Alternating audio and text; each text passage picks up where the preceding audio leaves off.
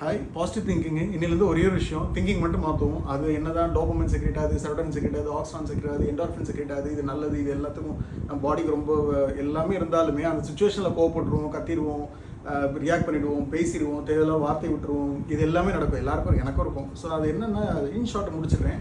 என்ன நடந்தாலும் நல்லது தான், ஏதோ ஒரு காரணத்துக்காக இப்படி நடக்குதுன்னு சொல்லி அந்த சுச்சுவேஷனில் கடந்து போங்க.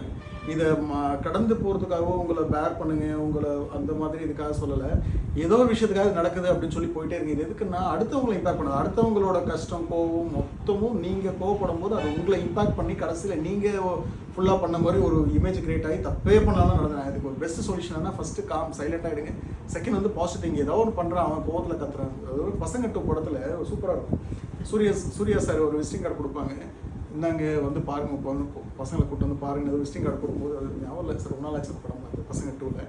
அப்போது வந்து என்ன டாக்டர்லாம் வீடியோட வந்து மார்க்கெட்டிங் பண்ண ஆரம்பிச்சு கிண்டலாக சொல்லும்போது அவர் சொல்லுவார், சூர்யா சார் இதை கேட்டு ரொம்ப செம்ம கோவத்தில் இருக்கார் போல இருக்கு, சிரிச்சுட்டு போவாங்க. அந்த டைமில் சூர்யா சார் எப்படி ரியாக்ட் பண்ணியிருக்கலாம்னா, என்ன நான் உன் நல்லது தானே கொடுத்தேன், உன் குழந்தை நல்லா இருந்தானே கொடுத்தேன், இது வந்து நீ எனக்கு என்ன உன்ட்ட கொடுத்தது, எதுக்கு என் காலத்துக்கு போட்டேன்னு சண்டைக்கு போயிருக்கலாம். அன்றைக்கி பண்ணியிருந்தாங்கன்னா சூர்யா சாரே அந்த படத்தில் நம்மளுக்கே பிடிச்சிருக்காது. இதுதான் பாசிட்டிவ் திங்கிங். அவர் வந்து அவர் கோவத்தில் இருக்காருன்னு சொல்லிட்டு அவர் வேலைக்கு போனாங்க. இது இந்த மாதிரி உங்களோட திங்கிங்கை ஒரு விஷயத்துலையும் யோசிச்சு ஏன் அப்படி பண்ணாங்க, ஏன் இப்படி செய்கிறாங்க, ஏன் அந்த மாதிரி இருக்காங்கன்னு சொல்லி யோசிச்சு பாருங்கள். கொஞ்சம் கொஞ்சமாக மாற ஆரம்பிச்சிடும்.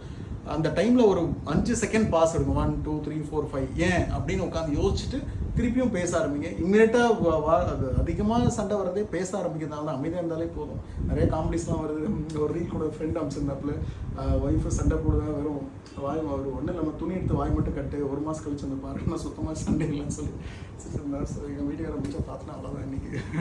ஸோ ஜஸ்ட் என்னென்னா அந்த டைமில் ஏன் அப்படின்னு அவங்க ஏன் அப்படி பண்ணுறாங்கன்னு யோசிச்சு பார்த்தீங்கன்னா யூ வில் அண்டர்ஸ்டாண்ட் எவ்ரிதிங். அதை உடனே பழி வாங்க செய்யுங்க சொல்லுங்கன்னு இல்லை, அமைதியாக போங்க, கடந்து போங்க, பார்க்கலாம் ஏதாவது ஒரு ரீசன் இருக்குன்னு சொல்லி அமைதியாக ஏதாவது ஒரு ரீசன் இருக்கும் அவங்க பண்ணதுக்குன்னு சொல்லி கடந்து போயிட்டே இருங்க.